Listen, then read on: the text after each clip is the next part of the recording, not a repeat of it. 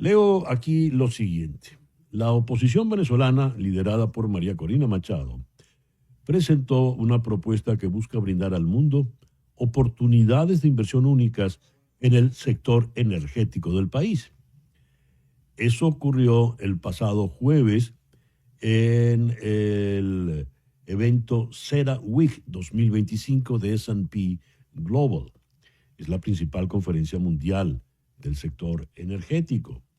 Allí ella planteó la posibilidad de, con una industria privatizada, llegar a producir más de 3 millones de barriles diarios.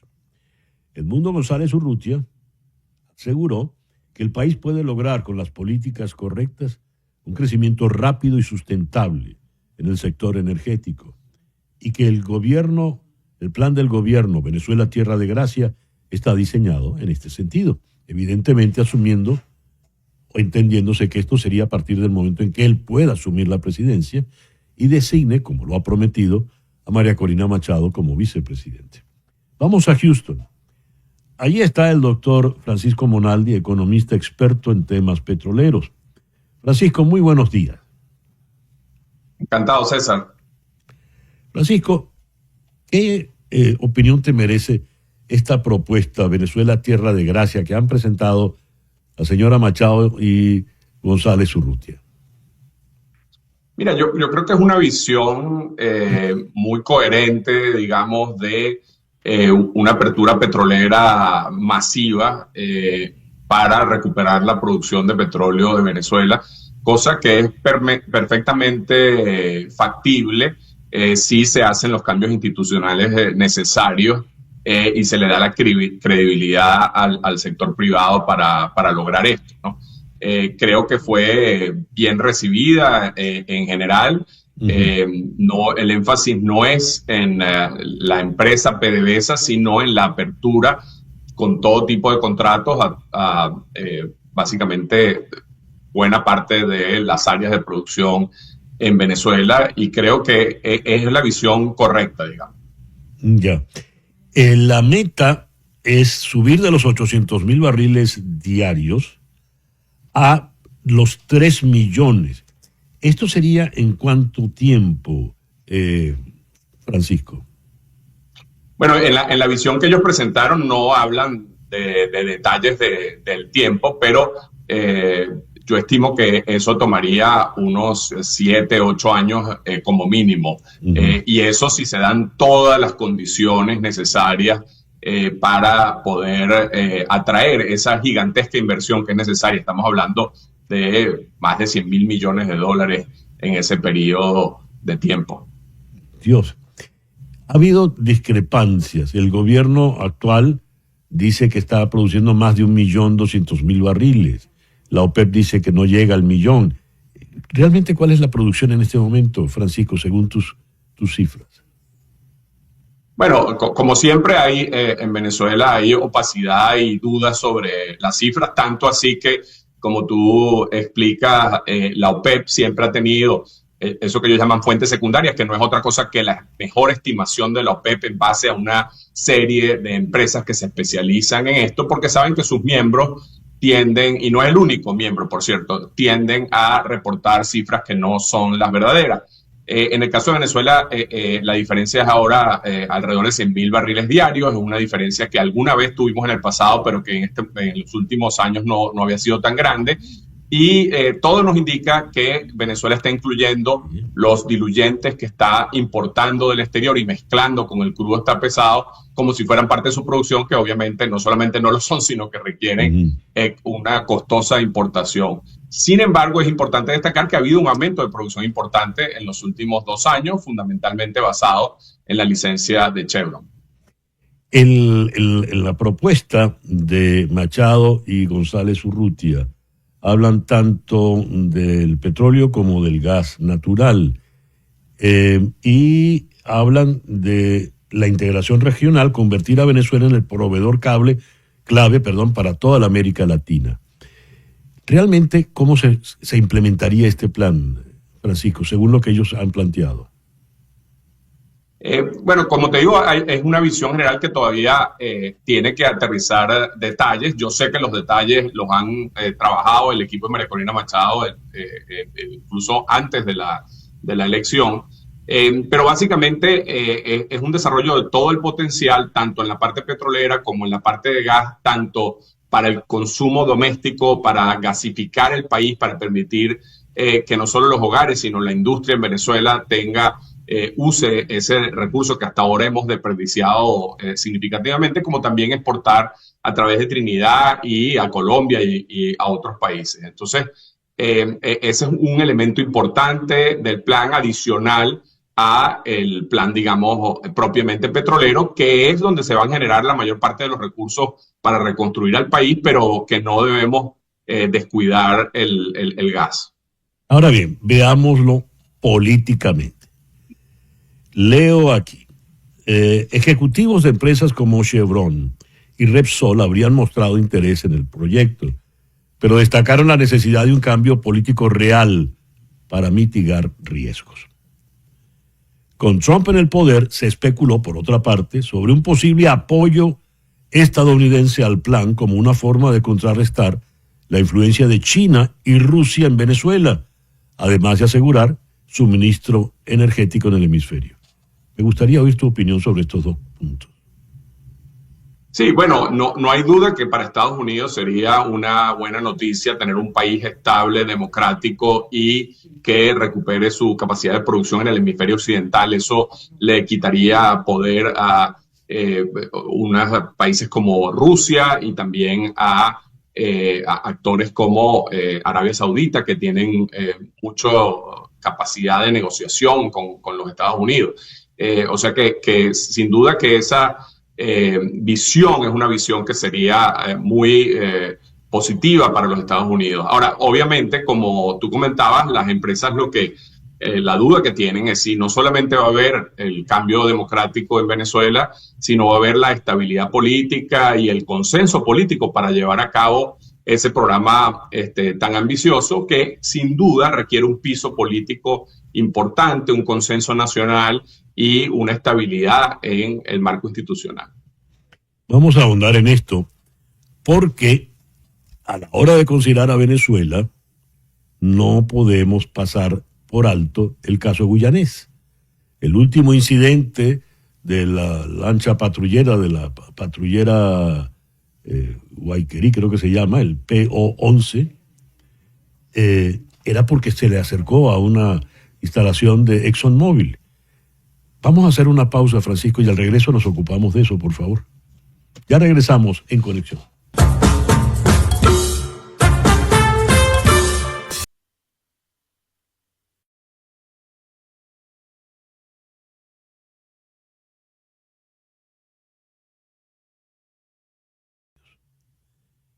Y tenemos una administración en Washington en este momento que tiene una postura muy peculiar hacia el hecho Venezuela.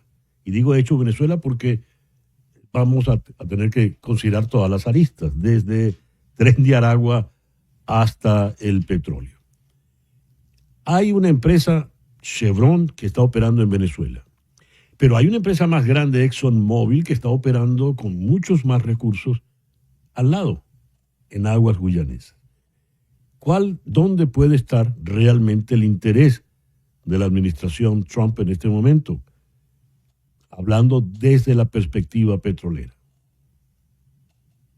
Bueno, como te comentaba, para Estados Unidos es importante que se produzca más petróleo en el hemisferio occidental. O sea que obviamente hoy en día Guyana, con una empresa como Exxon, que es una empresa de los Estados Unidos, produciendo en tiempo récord, va a llegar a más de 1 millón de barriles al final de esta década.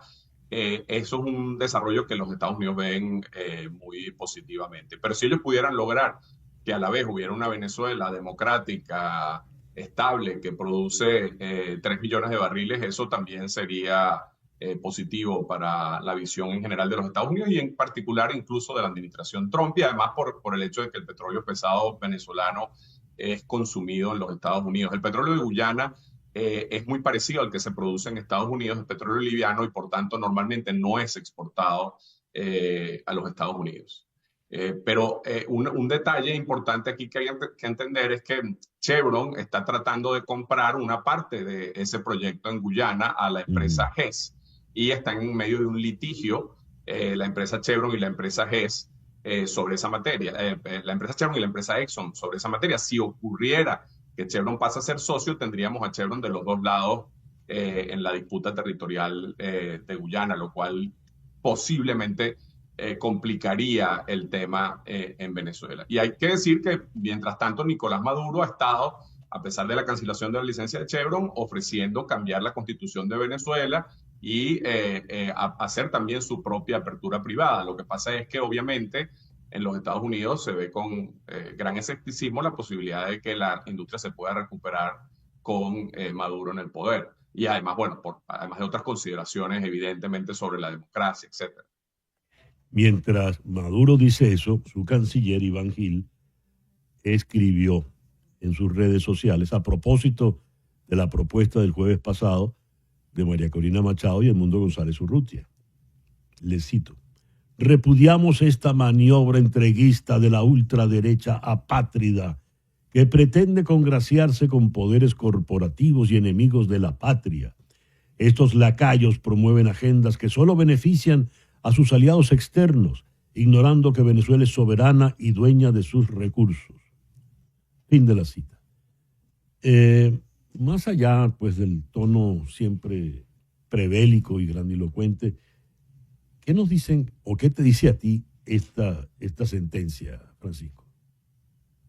Bueno, obviamente aquí en la retórica hay una gigantesca hipocresía que no podemos esperar algo diferente en los últimos veintitantos años de régimen chavista, pero en particular en el caso de Nicolás Maduro es muy notable que mientras está muy activamente haciendo lobby para tratar de flexibilizar las sanciones y atraer inversión de los Estados Unidos, ofreciendo participación, cambio constitucional, participación privada, mayoritaria, etcétera, por supuesto, por otro lado, quieran mantener esa retórica. Al final, la pregunta es, ¿qué posibilidad tiene un gobierno en Venezuela de crear condiciones reales para que se pueda materializar la inversión privada internacional en cantidades sustantivas para no solamente recuperar el sector, sino recuperar a la economía venezolana? Y claramente, con Maduro en el poder, eso es una posibilidad muy remota, por no decir imposible, ¿no? Y por otro lado, la oposición venezolana está tratando de ofrecer una visión de lo que sí pudiera ocurrir en el marco de un cambio de gobierno. Bien, dejemos de hablar de los escenarios futuros, las posibilidades, hipótesis, etc. Vamos a lo que hay. Suspendida la licencia 41, Chevron dejará de exportar 200,000 barriles diarios. Eso es aproximadamente el 25% de la producción de crudo venezolano. Dejará el país de percibir $400 millones mensuales. Aquí en esta nota te citan, Francisco, Chevron pasará a manos de PDVSA, cesando próximamente la importación de los diluyentes desde Estados Unidos. ¿Podrías explicarnos de qué se trata esto? ¿Qué son los diluyentes que vienen y que se hacen pasar como parte de la producción?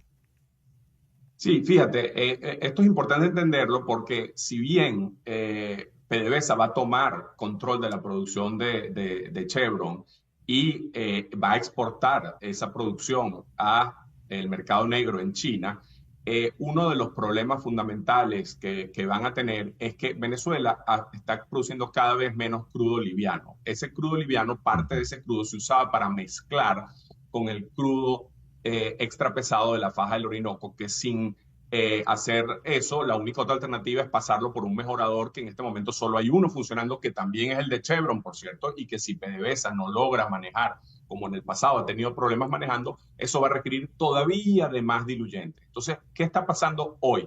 PDVSA en los últimos meses ha importado más de 100,000 barriles diarios de productos refinados y diluyentes, o sea, de petróleo liviano y productos refinados para mezclar con ese crudo extrapesado. Buena parte de eso desde Estados Unidos por Chevron, otra parte Repsol y Maurel & Prom. pero eso puede ser que todo sea prohibido ahora, y entonces tendrían que volver a tratar de conseguir ese diluyente en Irán, como hicieron en años pasados. En resumen, ¿cómo ves la situación, el panorama inmediato, petroleramente hablando, Francisco? Yo creo que si la política se consolida, la política esta de cancelación de todas las licencias, va a haber una caída de la producción fundamentalmente por este problema de los diluyentes, pero después por la falta de inversión. En este momento la única inversión importante que está ocurriendo en Venezuela es la de Chevron.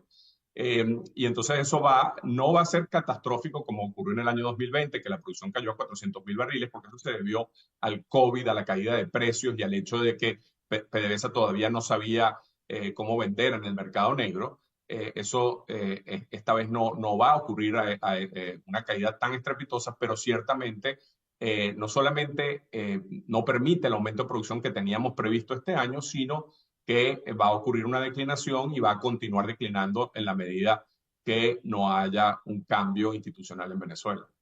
Francisco, muchas gracias por estos minutos en la mañana de hoy. Un gusto, como siempre. El doctor Francisco Monaldi, economista experto en el tema petrolero, profesor en la Universidad de Rice, nos habló desde Houston. Una pequeña pausa y ya regresamos en Conexión.